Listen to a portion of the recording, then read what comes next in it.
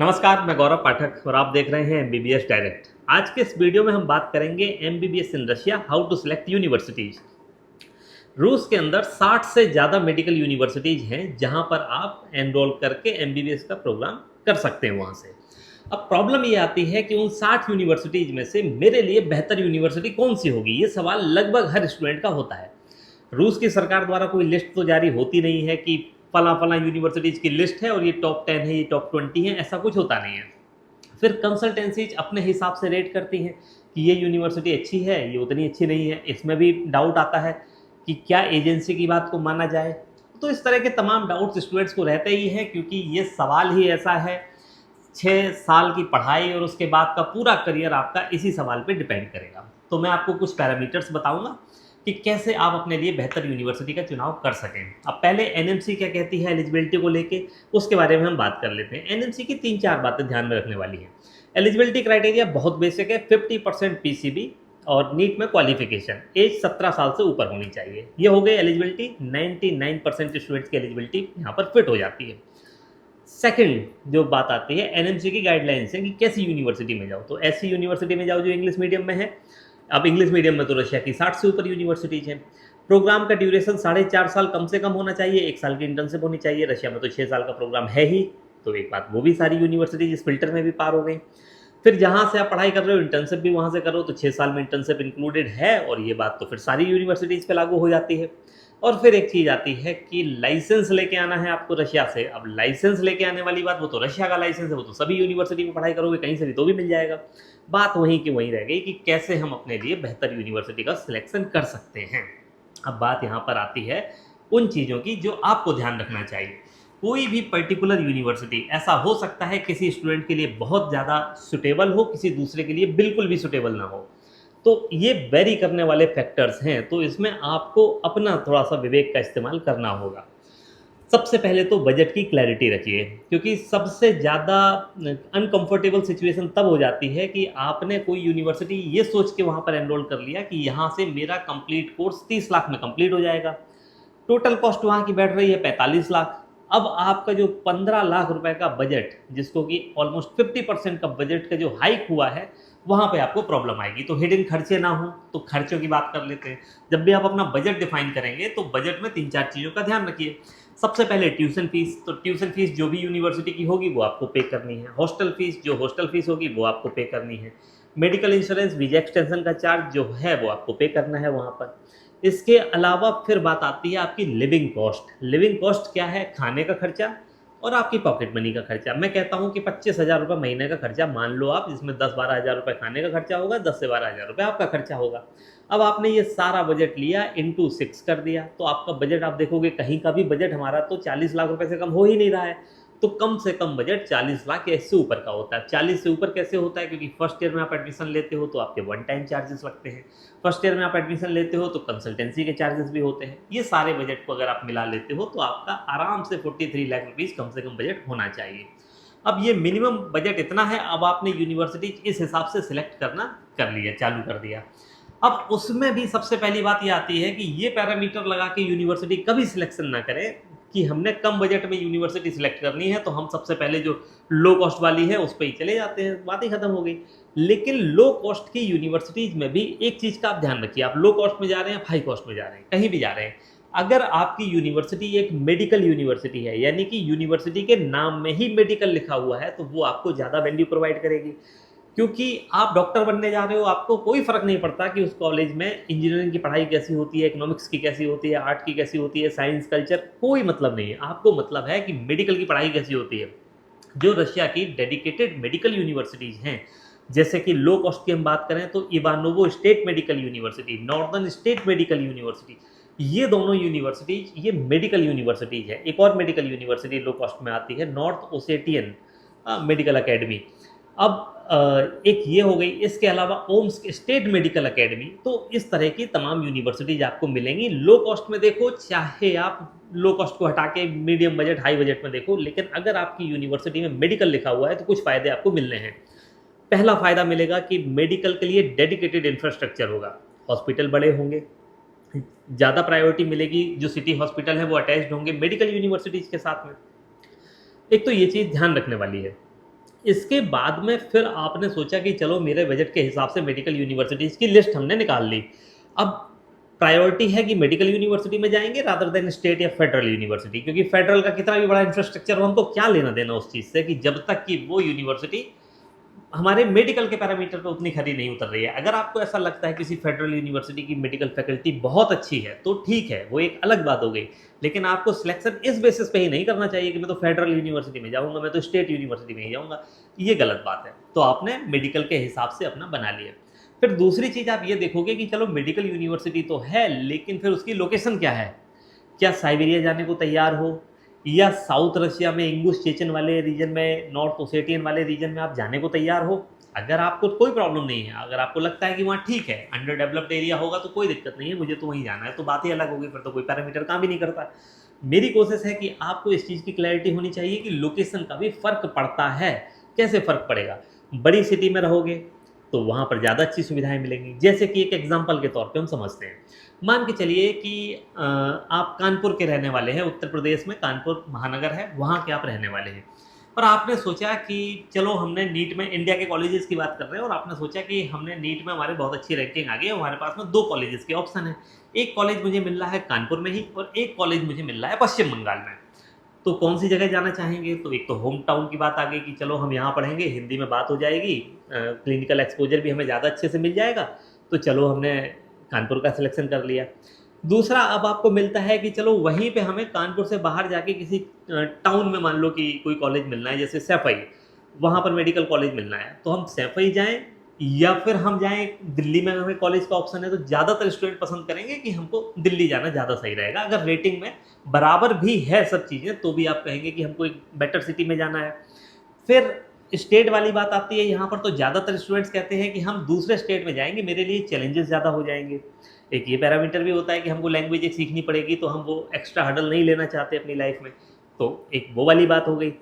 India के अंदर college selection का पैरामीटर मैं बता रहा हूँ, हालाँकि टॉप रेटिंग की लिस्ट से इंडिया में भी कोई सिलेक्शन नहीं करता। अगर टॉप के 2 ऑप्शन है ना, अगर आपको मिल रहा है कोई कॉलेज जिसकी रेटिंग है मान लो कि इंडिया के अंदर 5 मेडिकल कॉलेजेस में, और एक की रैंकिंग है 12, तो 5वें वाला कॉलेज जो है वो साउथ इंडिया में मान लो कहीं केरल में है, और जिसकी रैंक 12 है वो उत्तर प्रदेश में कहीं है, या मध्य प्रदेश में है, या राजस्थान में है।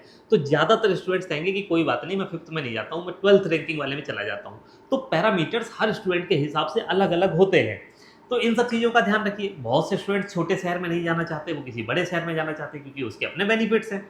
तो ये सब चीज़ें आपको वहाँ भी देखनी पड़ेंगी। आप किसी दूसरे देश में जा रहे हो तो लैंग्वेज सीखने को तो तैयार हो ही आपको, वो तो कोई बात ही नहीं आ गई कि आपको लैंग्वेज सीखनी है कि नहीं सीखनी है। लेकिन कम से कम आप लोकेशन तो अच्छी ले सकते हो। तो इस चीज़ का भी ध्यान रखिए कि आप जिस यूनिवर्सिटी में जा रहे हो, उसकी सिटी कैसी है, मतलब वहाँ पर क्लिनिकल एक्सपोज़र है भी या नहीं, या छोटा-सा टाउन है।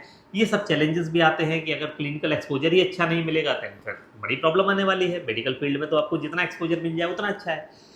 इन सब चीज़ों के आधार पर ही यूनिवर्सिटीज़ का सिलेक्शन करें। हम वापस आते हैं, हमने कहा रशिया में लो कॉस्ट में आपने यूनिवर्सिटी सिलेक्ट कर ली, 5, 6, 7, 8, 10 जो भी हैं यूनिवर्सिटीज़ की आपने लिस्ट निकाली। उसमें आपने देखा मेडिकल यूनिवर्सिटीज़ कौन-सी है, 1, 2, 3, 4, इन मेडिकल यूनिवर्सिटीज़ को हम प्रायोरिटी देते हैं। अब इसमें भी सबसे अच्छी लोकेशन पे कौन-सी यूनिवर्सिटी है, हम उसको प्रायोरिटी देते हैं। देन फिर आपको पीस ऑफ माइंड मिलेगा। तो पहले तो बजट बना लो, बजट के बाद में फिर लोकेशन बना लो, लोकेशन के हिसाब से, और उसके बाद में जो भी आपका क्लिनिकल एक्सपोज़र है वो लोकेशन पे डिपेंड करेगा ही करेगा। तो इस आधार पर आप यूनिवर्सिटीज़ का सिलेक्शन कर सकते हैं। एक और गलती स्टूडेंट्स करते हैं, मान के चलिए किसी स्टूडेंट का बजट है कि वो बहुत कंफर्टेबल है 8 लाख रुपए, 9 लाख रुपए साल में खर्चा करने को। अब 8-9 लाख रुपए साल का खर्चा करोगे तो आपको बहुत अच्छी लोकेशन पर एक बड़ी मेडिकल यूनिवर्सिटी में एडमिशन हो जाएगा। लेकिन देखा-देखी में एक हर्ड मेंटालिटी होती है कि अरे हमने इसका नाम बहुत सुना है तो यही अच्छी होगी, तो चलो भाई चल लेते हैं। आपने किसी ऐसी यूनिवर्सिटी में एडमिशन ले ली जहाँ आपका खर्चा मान लो बच रहा है, लेकिन आपको उससे फ़र्क नहीं पड़ना। आप तो 8-10 लाख रुपए खर्चा करने को तैयार थे, लेकिन आपका खर्चा 6-7 लाख हो रहा है, वो आपने पैसे बचा लिए। लेकिन हर्ड मेंटालिटी मतलब कि देखा-देखी में आपने कहीं कॉलेज ले लिया, अब आपको लगता है कि यहाँ पे आके तो अच्छा ही नहीं लग रहा है, मेरे पास तो पैसे थे, मैं तो और अच्छी जगह जा सकता था। तो ये आपके अंदर समस्याएँ ना आएँ, और पीस ऑफ माइंड जितना रहेगा तो फोकस उतना ही एजुकेशन पे ज़्यादा रहेगा।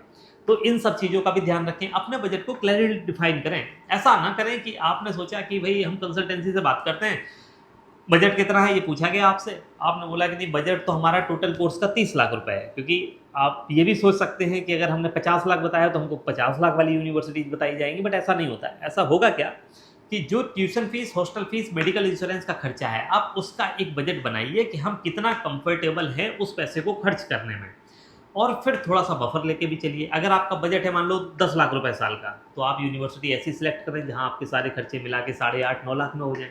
पैसा बच जाएगा तो आप ही के काम में आएगा। अगर बिल्कुल टाइट बजट लेके चलने वाले स्टूडेंट्स के साथ मैंने बहुत प्रॉब्लम्स देखी है। कई बार कहते हैं कि अरे हमने बजट लेके चल रहे थे हम तो 30 लाख रुपए का, और एडमिशन ले लिया। अब जाके हमें पता चल रहा है कि डॉलर का ही फ्लक्चुएशन 10 रुपए का हो गया पिछले 1 साल में। अब हमारी फीस तो ऑलरेडी 10-15% बढ़ गई। अगर डॉलर में फीस फिक्स भी है तो भी 10% डॉलर अपना महंगा हो गया, रुपीस डाउन हो गया, तो अब उसका भी फ़र्क पड़ना है। तो इन सब चीज़ों का भी आप बिल्कुल ध्यान रखें। अब इन सब चीज़ों का आपने ध्यान रख लिया तो रशिया की फिर बड़ी यूनिवर्सिटीज़ कौन-कौन सी हैं जहाँ पर हमको एडमिशन लेना चाहिए? बहुत बड़ी-बड़ी यूनिवर्सिटीज़ की मैं बात करूँगा। तो सबसे पहली लिस्ट में जिनको रशिया की सबसे बड़ी यूनिवर्सिटीज़ माना जाता है, मेडिकल यूनिवर्सिटीज़ माना जाता है, उसमें एक नाम आता है कज़ान स्टेट मेडिकल यूनिवर्सिटी का। Kazan state medical university Russia की बहुत बड़ी यूनिवर्सिटी है। उसको 200 साल का एक्सपीरियंस भी है। इसके अलावा मेडिकल फील्ड में जितना एक्सपीरियंस उतनी अच्छी बात। इसके अलावा उस यूनिवर्सिटी में मिलने वाली सुविधाएँ भी बहुत अच्छी हैं। फैसिलिटीज़ वगैरह जो मेडिकल इंफ्रास्ट्रक्चर है वो बड़ा अच्छा है। तो एक ये यूनिवर्सिटी हो गई। दूसरी वोल्गोग्राद स्टेट मेडिकल यूनिवर्सिटी। अच्छा, कज़ान स्टेट मेडिकल यूनिवर्सिटी में भी आपका बजट 8.5 लाख रुपए साल का रहेगा, जिसमें tuition fees, hostel accommodation, medical insurance, ये 3 चीज़ें शामिल हैं। अपना खर्चा आपका अलग है। फिर वोल्गोग्राद स्टेट मेडिकल यूनिवर्सिटी लगभग 7.5 लाख रुपए का बजट रहेगा, और वोल्गोग्राद स्टेट मेडिकल यूनिवर्सिटी, इसको भी रशिया की बहुत बड़ी यूनिवर्सिटी माना जाता है। मैं कुछ यूनिवर्सिटीज़ का नाम नहीं ले रहा हूँ, जैसे फर्स्ट मॉस्को पीपल फ्रेंडशिप, आरएनएमयू, क्योंकि इनका बजट आपका 15 लाख रुपए, कहीं 10 लाख रुपए होता है, तो मैं उतना नहीं लेके चल रहा हूँ, लेकिन मैं फिर भी अंडर 10 लाख रुपीज़ वाली यूनिवर्सिटीज़ की बात करूँगा। तो वोल्गोग्राद में आप जा सकते हो, बहुत बड़ी यूनिवर्सिटी है, बहुत अच्छी यूनिवर्सिटी है। देन फिर तीसरी university Tver state medical university, आप यहाँ जा सकते हो। इसमें भी इंडियन स्टूडेंट्स 1992 से जा रहे हैं, तो एक्सपीरियंस बहुत अच्छा है इस यूनिवर्सिटी को। फिर आप कुर्स्क स्टेट मेडिकल यूनिवर्सिटी में जा सकते हो, जिसको इंग्लिश मीडियम में पढ़ाने का बड़ा अच्छा एक्सपीरियंस है। इंग्लिश मीडियम का पहला प्रोग्राम रशिया के अंदर यहीं चालू हुआ था, तो वो एक्सपीरियंस यहाँ पर भी है। तो कुर्स्क स्टेट मेडिकल यूनिवर्सिटी में आप एडमिशन ले सकते हो। सेंट पीटर्सबर्ग जाना है तो फिर आप north western state medical university का चयन कर सकते हैं। ये सब यूनिवर्सिटी, ये 5 यूनिवर्सिटी, ये रशिया की सबसे पहले प्रायोरिटी पे आने वाली, सबसे पहले फुल होने वाली यूनिवर्सिटीज में से एक है। तो आप इनमें से कर सकते हो। अगर आपकी बजट की कोई टेंशन है ही नहीं तो इनमें से कहीं भी आप सिलेक्शन ले लो। आपको मिड बजट में कहीं ऐसा लगता है कि हमारा 6 लाख के अराउंड खर्चा हो, ऐसी यूनिवर्सिटीज़ कौन सी हैं, और फिर लोकेशन भी देखनी है, देन फिर आप यारोस्लावल स्टेट मेडिकल यूनिवर्सिटी का सिलेक्शन कर सकते हैं। बड़ी अच्छी यूनिवर्सिटी है ये। कुबान स्टेट मेडिकल यूनिवर्सिटी का सिलेक्शन कर सकते हैं, ये भी बड़ी अच्छी यूनिवर्सिटी है।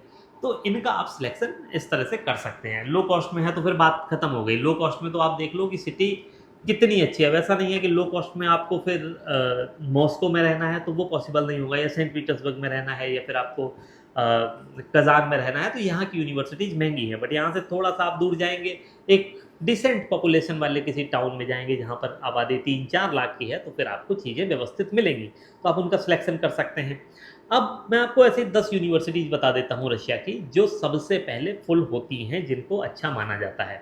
जिसमें पहले मैंने बताया कज़ान स्टेट मेडिकल यूनिवर्सिटी है, दूसरी Volgograd state medical university, Tver state medical university, Kursk state medical university, north western state medical university, Kuban state medical university, national nuclear research university MEPhI. MEPhI के 2 campus हैं, एक Moscow में campus है और एक campus उसका Moscow से 125 kilometre दूर ओब्निस्क नाम की जगह पे है, आप वहाँ जा सकते हो। इसके अलावा वोरोनिज स्टेट मेडिकल यूनिवर्सिटी, ये भी बड़ी अच्छी यूनिवर्सिटी है, तो यहाँ पर आप एडमिशन ले सकते हो। तो कुल मिला के ये चॉइसेस हैं। लेकिन मैं जब स्टूडेंट्स को देखता हूँ कि वो बहुत रैंडम चॉइस करते हैं। रैंडम चॉइस का मतलब होता है कि उन्होंने उलियानोस्क स्टेट यूनिवर्सिटी में जाना है। अब भाई उलियानोस्क में जाना है, अच्छी बात है, उसकी भी सीटें फुल होंगी ही होंगी, लेकिन आपको सबसे अच्छी यूनिवर्सिटी मिले इसके लिए पहले तो आपको ये सवाल पूछना होगा कि भाई ऐसा क्या है उलियानोस्क स्टेट यूनिवर्सिटी में कि मैं उसको तवेर के ऊपर सिलेक्शन में रखूँ, या कुर्स्क के ऊपर रखूँ, या कज़ान के ऊपर रखूँ। अब आप कहोगे कि हो सकता है उसका बजट कम हो, तो बजट कम तो यारोस्लावल स्टेट मेडिकल यूनिवर्सिटी का भी है, और उसकी लोकेशन ज़्यादा अच्छी है, तो यूनिवर्सिटी भी बेटर है, मेडिकल यूनिवर्सिटी है, तो फिर आपको वहाँ क्यों नहीं जाना चाहिए। या कई बार स्टूडेंट्स बहुत रैंडम चॉइस रखते हैं कि मुझे क्रास्नोयार्स्क स्टेट मेडिकल यूनिवर्सिटी में एडमिशन लेना है। अब ये यूनिवर्सिटी है साइबेरिया में। साइबेरिया में भी बिल्कुल इंटीरियर में जाके। अब वहाँ पे और पढ़ाई भी अच्छी होती है माना, लेकिन कुछ ऐसा नहीं है कि एक्स्ट्रा ऑर्डिनरी पढ़ा रहे हैं कि दूसरी मेडिकल यूनिवर्सिटी नहीं पढ़ा रही होगी। अब उतनी दूर जाना, फीस भी कुछ कम नहीं है, फीस उसी फीस रेंज में आपको यारोस्लावल स्टेट मेडिकल यूनिवर्सिटी में एडमिशन मिल जाएगा, उसी फीस रेंज में आपको नॉर्दर्न स्टेट मेडिकल यूनिवर्सिटी मिल जाएगा। अब कहीं से भी चॉइस ये नहीं सही बैठती है कि नॉर्दर्न स्टेट मेडिकल यूनिवर्सिटी और क्रास्नोयार्क स्टेट मेडिकल यूनिवर्सिटी में आप क्रास्नोयार्क का सिलेक्शन कर लें। आपको पहली प्रायोरिटी पे नॉर्दर्न रखना चाहिए, जब एडमिशन नहीं मिलेगा देन फिर चले जाना। दोनों ही जगह अपार सर्दी वाली हैं, दोनों ही जगह ठंड बहुत रहेगी, तो फिर अब उसमें अब किसी का बजट मान लो बहुत ज़्यादा है, मतलब है कंफर्टेबल है 10 लाख रुपए साल का खर्च करने में, अब उसमें उन्होंने यूनिवर्सिटी का सिलेक्शन कर लिया जाके प्रिवोल्स्की रिसर्च मेडिकल यूनिवर्सिटी। अब कहेंगे भाई प्रिवोल्स्की में जा रहे हैं बट स्टूडेंट का फीडबैक बड़ा अच्छा नहीं है, तो हम क्यों जाएँ वहाँ पे। या बहुत से स्टूडेंट्स ऐसा कर लेते हैं कि एकदम लो कॉस्ट की यूनिवर्सिटी सिलेक्ट कर लेते हैं। अब लो कॉस्ट में क्या हुआ कि जैसे कि सोचा कि हमारा complete budget tuition fees, hostel fees, medical insurance और सब कुछ मिला के हमारा 35 लाख रुपए में हो जाए, इंडियन फूड वगैरह सब मिला लो 35 लाख का खर्चा हो जाए और रशिया में ही जाना है, तो ये प्रैक्टिकली पॉसिबल नहीं है। अगर ये आप देखोगे तो आपको बहुत कोई लो रेटिंग वाली यूनिवर्सिटी का सिलेक्शन करना पड़ेगा, तो आपको उससे अच्छा है कि आप किसी और कंट्री में चले जाइए, आप चाइना चले जाइए, बड़ी यूनिवर्सिटी में एडमिशन मिल जाए अगर आपको, आपके परसेंटेज अच्छे हैं, लो कॉस्ट में आप ले सकते हो। मतलब 6 लाख रुपए की फीस होगी साल की, लेकिन उसमें आपके परफॉर्मेंस के बेसिस पे आपको अप टू 100% स्कॉलरशिप भी मिल सकती है, तो वो चांस रहेगा आपके लिए। इन सब चीज़ों का आप ध्यान रखें, उसके बाद यूनिवर्सिटी का सिलेक्शन करें। ऐसे रैंडम यूनिवर्सिटी का सिलेक्शन करना आप ही के लिए सबसे बड़ा नुकसान बाद में बनेगा, क्योंकि आपने देखा कि भाई हमने इसका ऐड बहुत देख लिया कि Immanuel Kant Baltic federal university. अब इसको सिलेक्ट करने वाले स्टूडेंट्स कहते हैं कि हमारे लिए चॉइस ये इसलिए है क्योंकि फेडरल यूनिवर्सिटी है। अब फेडरल यूनिवर्सिटी है या मेडिकल है या स्टेट है, इससे क्या फ़र्क पड़ना। आपकी अगर चॉइस ऐसी है कि मुझे IKBFU Immanuel Kant Baltic federal university में इसलिए जाना है क्योंकि मुझे वो यूनिवर्सिटी पसंद है, मेरे लिए वहाँ पर चीज़ें बहुत अच्छी है, और जो चीज़ मैं Immanuel Kant Baltic federal university में देख रहा हूँ वो किसी और यूनिवर्सिटी में मुझे नहीं दिखता, तब तो वो चॉइस बहुत अच्छी है। लेकिन आपने सोचा कि नहीं इसका ऐड बहुत देखा है तो चलो चल लेते हैं, इतना रैंडम डिसीजन लोगे तो फिर बाद में क्या होना है मुझे पता है कि जो FMG का रिजल्ट 30% 35% आता है वो इन्हीं सब वजह से आता है। अगर आपका मन लगेगा नहीं पढ़ाई में और आपने सोचा कि एक बार आपने गलत डिसीजन ले लिया और अब उस डिसीजन को सुधारने की कॉस्ट बहुत बड़ी है, क्योंकि या तो फिर से आप रिपीट करें या फिर आप अपने मन को मार के पढ़ाई करें, अब दोनों ही चीज़ों में करोगे तो आपका फोकस कहीं ना कहीं से शिफ्ट होगा। तो इसलिए सही पैरामीटर के हिसाब से यूनिवर्सिटी सिलेक्ट करें, ऐसे ना करें कि आपने देखा तांबोव स्टेट यूनिवर्सिटी में जाना है, क्यों जाना है क्योंकि बस ऐसे ही सुना है, किसी ने बोला बड़ी अच्छी यूनिवर्सिटी है चल लेते हैं, तो ऐसे चल लेते हैं आपको बड़ी प्रॉब्लम होगी। आप तांबोव में जाएँ या आप क्रास्नोयार्स्क में जाएँ या आप ओम्स्क में जाएँ, आप ये जानते हुए जाएँ कि ये यूनिवर्सिटी मेरे सभी पैरामीटर के आधार पर एकदम फिट बैठती है और यहाँ मुझे पीस ऑफ माइंड रहेगा, मेरे मन में कोई डाउट नहीं बचा इन यूनिवर्सिटीज़ को लेके, तब तो आपको रजिस्ट्रेशन करवाना चाहिए। अदरवाइज आपने ये सोचा कि नहीं हमने देखा मेरा दोस्त है उसने बोल दिया बड़ी अच्छी है आ जाओ, अरे भाई दोस्त को अच्छी लग रही हो सकता है आपको ना लगे। सेम चीज़ तवेर के लिए भी है, सेम चीज़ यारोस्लावल के लिए भी है, सेम चीज़ नॉर्थ वेस्टर्न के लिए, कोर्स के लिए, कहीं भी आप उस यूनिवर्सिटी में चले गए क्योंकि आपने देख लिया यूट्यूब पे कोई वीडियो देख लिया, आपने कहीं किसी का फीडबैक सुन लिया, उन्होंने कह दिया बड़ा अच्छा है। ज़्यादातर फीडबैक क्या होते हैं जब स्टूडेंट्स जा रहे होते हैं तब उनके फीडबैक होते हैं कि बहुत अच्छी यूनिवर्सिटी, उनको क्या ही पता है। चैलेंजेस जब आते हैं तब वो अपने चैलेंजेस में बिजी हो जाते हैं, फिर तो वो फीडबैक डालते नहीं हैं। तो आप अपनी लिस्ट बनाएं सबसे पहले कि क्या क्या आपके लिए ज़रूरी है, और जो ज़रूरी है क्या वो सभी चीज़ें आपकी उस यूनिवर्सिटी में फिट होती हैं, और अगर सब आंसर उसके हैं, यस में हैं, आपके सारे टिक हो गए हैं जो भी आपके पैरामीटर्स हैं, देन फिर आप सिलेक्शन कीजिए यूनिवर्सिटी का। क्योंकि वैसे तो सारी ही यूनिवर्सिटीज़ की सीट फुल होती हैं, मैंने तो कहीं देखा ही नहीं पिछले 4 साल में कि रशिया में किसी यूनिवर्सिटी की सीट खाली रह गई हो। लेकिन मैंने अनसेटिस्फाइड स्टूडेंट्स बहुत देखे हैं, जिसको जाना चाहिए था कजान में वो बैठा हुआ है यारोस्लावल में, जिसको जाना चाहिए था यारोस्लावल में वो चला गया कोर्स्क, जिसको कोर्स्क जाना चाहिए था वो इमैनुअल कांट बाल्टिक में चला गया क्योंकि राइट गाइडेंस नहीं मिला। तो और राइट गाइडेंस देखो, आपको कंसल्टेंसी तो चलो प्रोवाइड कर सकती है, बहुत सी अच्छी कंसल्टेंसी भी हैं जो आपको सही सलाह दे सकती है, लेकिन आपको अपनी मेहनत भी करनी पड़ेगी, इस चीज़ का ध्यान रखिए। दूसरी चीज़, कभी भी बजट को लेके किसी झांसे में ना आए। आपको कहीं ऐसा अगर लगता है कि आपका under 30 lakh rupees tuition fees, hostel fees, medical insurance, खाने का खर्चा, कंसल्टेंसी का चार्ज, OTC सब कुछ मिला लो, ग्रीन कार्ड रजिस्ट्रेशन सब कुछ मिलाने के बाद आपका खर्चा 30 लाख के अंदर अंदर हो जाएगा, तो ये बहकावे वाली बात है, ऐसा नहीं होना है। आपका खर्चा कम से कम 43 लाख रुपीज़, 43 लाख रुपये ये कम से कम होगा, तो इसके लिए आप माइंड मेकअप करके जाएं। और अगर 40 के अंदर आपको एमबीबीएस कंप्लीट करनी है, देन फिर रशिया आपका ऑप्शन सच में नहीं है। आपके लिए option Kyrgyz Russian Slavic university है, जो किर्गिस्तान की कैपिटल बिश्केक में है, तो उस चीज़ को भी आप ध्यान में रखें। इससे भी कम बजट है, फिर उज्बेकिस्तान जाइए। इस तरह से रैंडमली आप रशिया की किसी यूनिवर्सिटी में मत जाइए, क्योंकि कहने वाले तो आपको हर यूनिवर्सिटी को टॉप या नंबर 1 नंबर 2 ही बताएंगे। और हर कंसल्टेंसी इंडिया में number 1 consultancy for MBBS abroad ही है। किसी भी कंसल्टेंसी से बात कर लो, अगर 1000 कंसल्टेंसीज हैं तो सारी 1000 कंसल्टेंसीज नंबर 1 कंसल्टेंसीज ही हैं। तो इन सब चीज़ों का आप ध्यान रखिए और उसके बाद सिलेक्शन कीजिए। और कोई डाउट है mbbsdirect.com पर विजिट कीजिए और फिर मिलते हैं आपसे। अगर आपको लगता है कि आपको कोई गाइडेंस की ज़रूरत है, देन फिर आप कॉल कर सकते हैं इस नंबर पे। Thank you, have a great day.